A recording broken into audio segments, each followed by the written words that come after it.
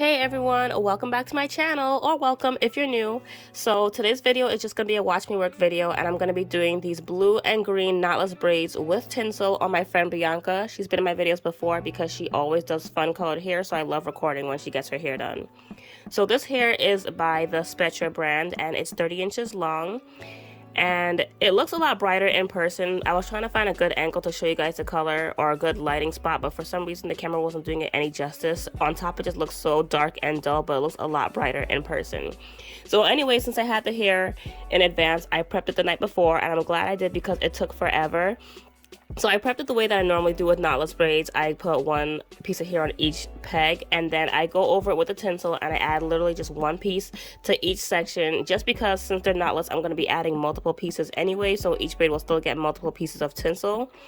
So after I go over each one peg, if that makes sense, then I go over that same row again, and I put another piece of hair over every two pegs, and then I add the tinsel to that, and then I go over a third time and I add it to every three. So this way, instead of having one stand only hold 60 pieces of hair, it holds, I can't even do the math right now, a lot more than 60 pieces of hair. So basically that's how I extend the use of my braiding racks. So yeah, so needless to say, this took a lot of time to prep because of the way I was adding the tinsel. If you want to save time, you can simply just blend the tinsel into the entire bundle of hair before separating it.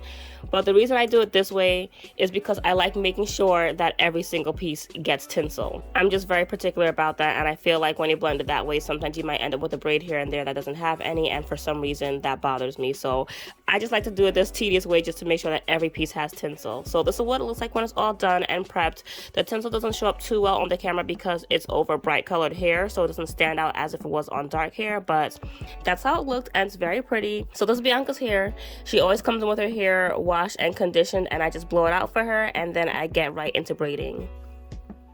So you guys will notice whenever I blow dry hair for braids, I don't blow it until it's straight. I always say there's no point in adding that much heat to your hair if you're just gonna be braiding it down anyway. So I just blow it out until it's dry. And besides, I like when the hair has some sort of texture to it anyway, so I would never purposely blow the hair out straight. So here is how her hair looks when it is all dry and ready to braid down. And then I get into doing the braids. So this is not my first video of me doing knotless braids, so I really don't have much to talk about. I've done a couple of videos of me doing knotless braids before. I have a tutorial on them, and then I also just have plenty watch me work videos, so I'm not really going to talk too long. But just to let you guys know, the way that I arrange the colors, I like it to be symmetrical when I'm doing two colors, you know what I mean? She didn't want it to be more of one color or more of the other. She wanted it to be even, and I don't like just doing a pattern because then it ends up uneven in my eyes. So just to explain what I'm saying, the first row had 4 braids, so I did it green, blue, blue, green, and then the second row had 5 braids, so I did blue, green, blue, green, blue. So basically anytime there's an even number, the middle 2 braids would match, and then I would keep the pattern going outwards, and then if it was an odd number, it'll just be a regular pattern, just so that if you were to split the hair down the center, it has the same amount of each color on each side. Does that make sense?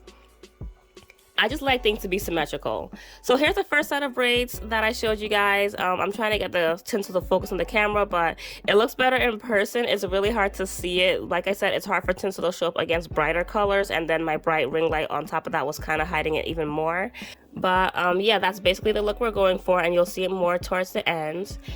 I don't remember how long it took me to do these braids, but it took hours upon hours upon hours. And that's because for me, when I'm doing tinsel hair, I like to make sure that the tinsel is showing. So I always already tuck the natural hair into the braiding hair, which means you just rotate the braiding hair until the natural hair is hidden. So this way you're not really seeing too much of her natural hair, you're seeing more of the actual colored hair. But then on top of that, I also rotate it in a way to make sure that the tinsel is on the outside of the braid, because sometimes it can end up on the inside and then it's just a waste. So it's kind of like I'm tucking ×2, because tucking here alone adds extra time, and then I'm going through the process of making sure the tinsel is showing up as well. So it is very time consuming the way that I do it, and if you are a braider like me and that matters to you, you really want to consider that whenever you're choosing to add tinsel into your braid. It does add a lot of extra time if you're as particular about it as I am. So I don't remember how long it took, but it took quite some time. And then of course we had to stop for a lunch break because I would never have my clients sitting for 4, 5, 6 hours and not get something to eat. So we had to stop for food. So I really don't remember how long it took. Unfortunately, I always take forever to edit my videos, and these braids were done maybe 2 months ago, to be completely honest with you guys. But it took, I want to say probably 8, 9 hours it could have been. So yeah, I don't have much more to say, so I'm gonna stop talking now and let you guys watch me work, and then I'll come back at the end of the video.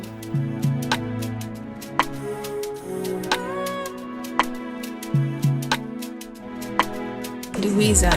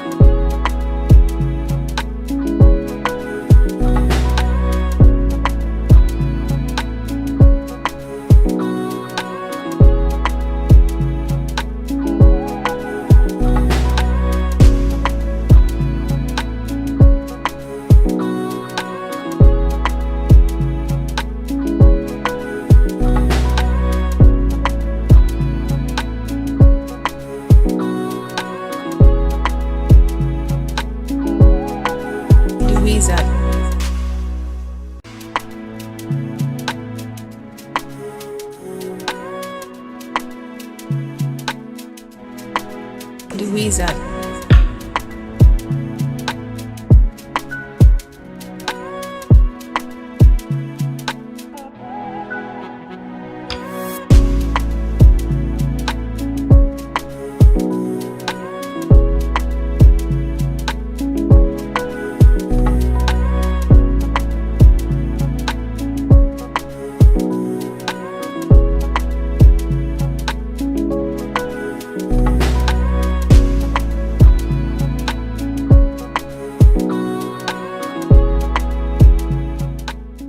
Alright, so here we are many hours later, and as you can see, there's a Taco Bell cup in the frame. Like I said, we always have to stop and get food, so don't mind that. But these are the finishing touches. So she chose to have her ends curled with the purple flexi rods because she wanted the loose spirals at the end. Because her natural hair is so long, I couldn't make the curl go as far up the braid as I would have liked it to. So even though I have it curled all the way up, the curl didn't hold because when her natural hair is there, it doesn't react the same way that braiding does to the boiling water. So you can't curl real hair with the flexi rods and hot water, basically. So the curls ended up being a little bit lower on the braid, but that's okay because she still liked how it looked in the end, which is always the most important thing. You always want your client to be happy no matter what. So yeah, I'm basically doing the same thing that I do at the end of all of my braiding jobs. I'm just gonna dip it in the hot water, I add the mousse, I add hairspray, I trim the ends, I do all that good stuff, and then you'll eventually see the finished product when I get there. But yeah, that is the entire process of me doing these knotless braids. Hope you guys enjoyed watching, and I hope you guys liked them. I love them and she loved them, so again, that's the most important thing. But yeah, that's the end of this video. Thank you guys so much for watching, and I'll talk to you guys next time. Bye.